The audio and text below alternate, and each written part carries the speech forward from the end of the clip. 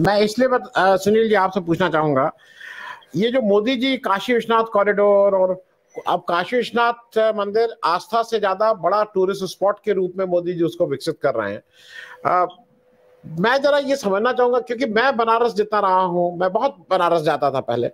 बनारस बनारसियों का शहर है, उसकी एक अपना मिजाज, अपने ढंग से चलने का, अपनी एक आबो हवा, वो बिल्कुल फर्क चीज है।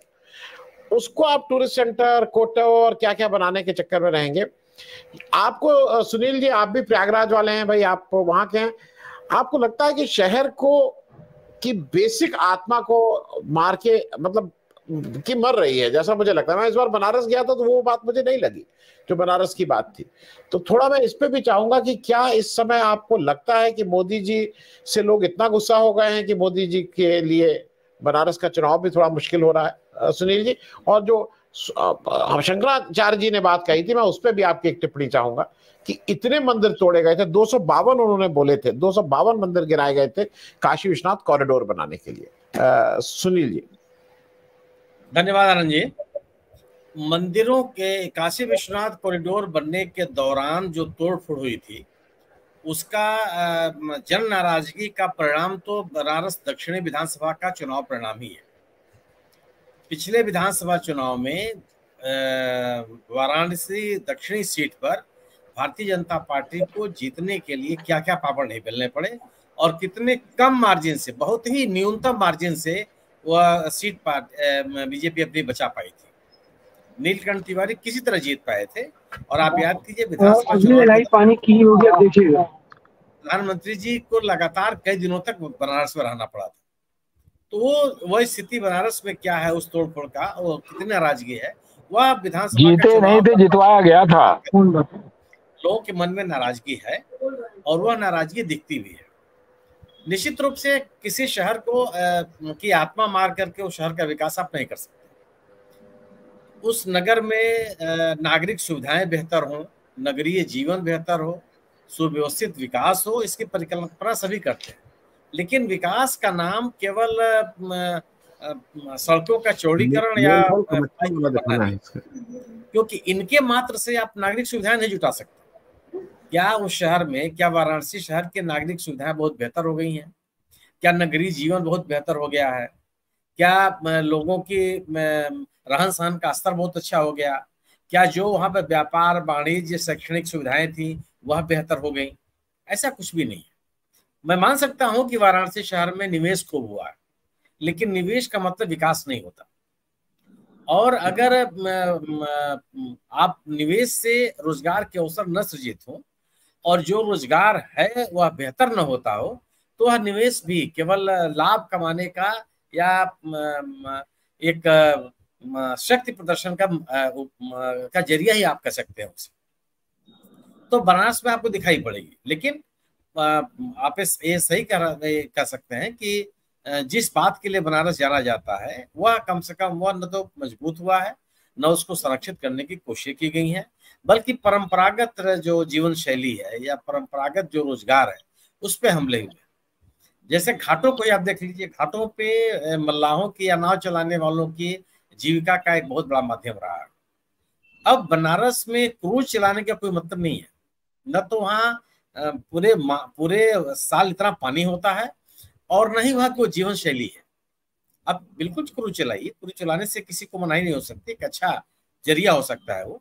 लेकिन कहाँ पर कौन किस तरह उस तरह के उपभोक्ता वो कहाँ किस जगह पे है और किस तरह का वो शहर है। बनारस शहर में ये नहीं हो सकता ना कि क्रूज किस बात के लिए होता है। क्रूज तो एक सुविधापूर्ण जीवन के लिए और अब सुगंध खान पान का एक स्थान भी हो सकता है।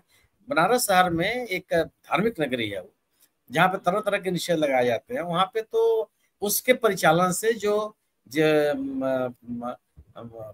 मल्लाह है या छोटी नाव चला करके जीवन जीने वाले लोग हैं उनके ऊपर असर पड़ता है। कोई नहीं इनकार कर सकता कि बनारस में पैसा खूब खर्च हुआ है, लेकिन उस पैसे के खर्च होने से शहर बहुत व्यवस्थित हो गया हो या लोगों के जीवन स्तर में सुधार हो गया हो, यह स्वीकार करना लोगों को दिक्कत होगी। जिस बात की चर्चा हम लोग कर रहे हैं ये चुनाव ऐसा भी नहीं रह गया है कि आपने नामांकन किया और अब आप केवल जीत का पर्चा लेने के लिए आइए। अगर भारतीय जनता पार्टी के वरिष्ठतम नेता वहां प्रचार कर रहे हैं, एनडीए दल समूह के लगभग सभी नेता वहां प्रचार कर रहे हैं, भारतीय जनता पार्टी शासित राज्यों के तमाम मुख्यमंत्री वहां प्रचार कर रहे हैं, गोया कि आप भले आप इसका तर्क दें कि हम जीत के अंतर को बढ़ाना चाहते हैं, लेकिन जीत के अंतर को भी एक ऐसा नेता जो पूरे देश में अपने पार्टी और अपने गठबंधन के उम्मीदवारों को जिताने में लगा हुआ हो, उसके लिए अन्य लोग वोट मांगने के लिए आवे, यह बात कहीं से तर्कसंगत लगती नहीं है। जो मोदी जी का रोड शो हुआ नामांकन के पहले, मैं व्यक्तिगत रूप से मैं आश्चर्य करता हूं कि उसके आयोजन की जरूरत क्या थी। अगर आप राजनीतिक रूप से जन समर्थन के आधार पर, संगठन के आधार पर, सहयोगियों के बूते अगर आप कितनी ताकत है, तो एक इवेंट आयोजित करने की क्या आवश्यकता थी। वह कहीं से भी राजनीतिक कार्यक्रम नहीं था, उसमें राजनीतिक लोगों की, स्थानीय लोगों की भागीदारी नहीं हमको दिखाई पड़ी, जो आमतौर पर राजनीतिक कार्यक्रमों में दिखती है। इन्हीं मोदी जी के 2014 के अगर आप रोड शो को याद कीजिए, नामांकन के दिन निकला था उनका, वो लगता था कि एक राजनीतिक कार्यक्रम है, पार्टी के लोग हैं या स्थानीय लोग हैं, राजनीतिक लोग हैं, उन लोग तमाम लोग शामिल थे। वो एक राजनीतिक जलसे जुलूस जिस तरह से निकलते थे, वह उसकी रूपरेखा थी। लेकिन इस बार का जो एक इवेंट मैनेजमेंट था, वह मेरे गले नहीं उतरता। मुझे बात समझ में नहीं आती कि आखिर इसकी आवश्यकता क्यों पड़ गई। तो यह जरूर है कि अगर जिन मुद्दों को लेकर के चुनाव प्रचार चल रहा है, ये पूरे देश में प्रचार चल रहा है, भारतीय जनता पार्टी अपने मुद्दों को लेकर चलना चाहती है, विपक्ष अपने मुद्दों को लेकर के राजनीतिक अभियान को चलाए हुए है।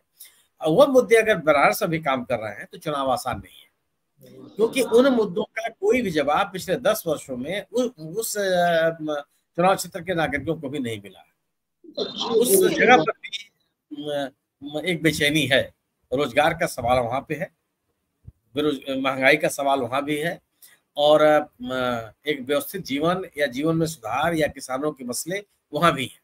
उससे इनकार नहीं किया जा सकता।